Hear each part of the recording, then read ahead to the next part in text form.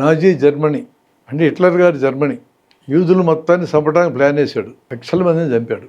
అంత దుర్మార్గంగా నాజీ జాతిని నిర్మూలించడానికి హిట్లర్ ప్లాన్ వేస్తే అంత బాధలు పడ్డ వాళ్ళకి తర్వాత రాజ్యం ఇస్తే వాళ్ళు ఎట్లా చంపబడ్డారో అట్లే ఇప్పుడు హమాసులు అరబ్బులను చంపుతున్నారు. వీళ్ళు మర్చిపోయినారా ఏం జరిగిందో? అప్పుడు జరిగిన కథ మీకు చెప్తాను. దాదాపు 30 మంది యూదు పిల్లలకి చదువు చెప్తున్నాడు. జర్మన్ హిట్లర్ జాతి, ఆర్యన్ జాతి అనబడి జర్మన్ చదువు చెప్తున్నాడు. అతను టీచరు.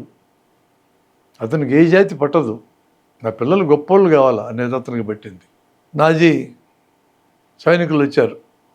వాళ్ళకు ఒక గూఢచారి సంస్థ ఉంది, గెస్టపో అని.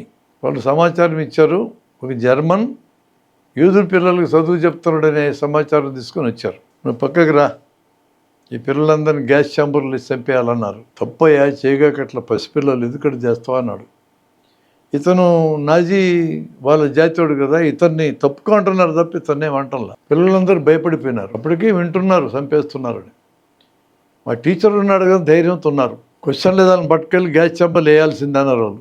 మీరు అంతగా ఖచ్చితంగా వేయాలనుకుంటే వాళ్ళతో పాటు నేను వెళ్తా అన్నాడు. గ్యాస్ ఛాంబర్లోకి పట్టుకెళ్ళారు. ఇతను గ్యాస్ ఛాంబర్లోకి వెళ్ళాడు. హిట్లర్ వాళ్ళ జాతి మనిషి. పిల్లలు ఆనందపడ్డారు, మా టీచర్ వచ్చినాడు, ఇక మమ్మల్ని ఏం చేయరీలని. They are నాజీలలో. వాళ్ళు యూదులను చంపాలనుకున్నప్పుడు అడ్డం వస్తే వాళ్ళని కూడా చంపేస్తారు. టీచరు పిల్లలు మొత్తం గ్యాస్కి బలైపోయినారు. టీచర్ ఎలాంటి కాన్ఫిడెన్స్ పిల్లలకి ఇస్తాడు అనేది తెలియజేయడానికి కథ చెప్పారు. ఇలాంటి థీమ్తోనే షిండ్లర్స్ లిస్ట్ అనే పేరుతో సినిమా తీశారు. ఈ లిస్టు తయారు చేసిన పరిశ్రమాధిపతి జర్మన్ యూదులతో పనిచేసుకుంటున్నాడు.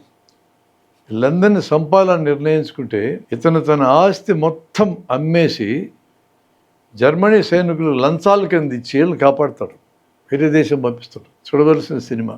మానవ జాతి మొత్తం ఒకటే. కులాలు, మతాలు, ప్రాంతాలు, జాతులు మనం సృష్టించుకున్నవే. నువ్వు ఏ కులంలో పుట్టినా, ఏ మతంలో పుట్టినా, ప్రాంతం భాషలో పుట్టినా, నువ్వు మగవానిగా పుట్టినా, ఆడవానిగా పుట్టినా, LGBTQ+,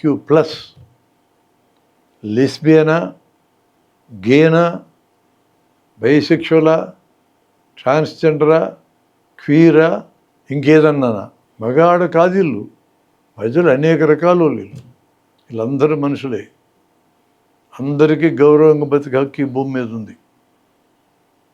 ప్రకృతిలో వచ్చిన తేడాలని క్వశ్చన్ చేసే హక్కు మనకు లేదు. నువ్వేమన్నా ప్రశ్నిస్తే మానవులు మరొక మానవుడి మీద తయారు చేసిన సృష్టించిన తేడాల గురించి మాట్లాడాలి తప్ప ప్రకృతి సిద్ధమైన వాటి మీద మాట్లాడే హక్కు మనకు లేదు.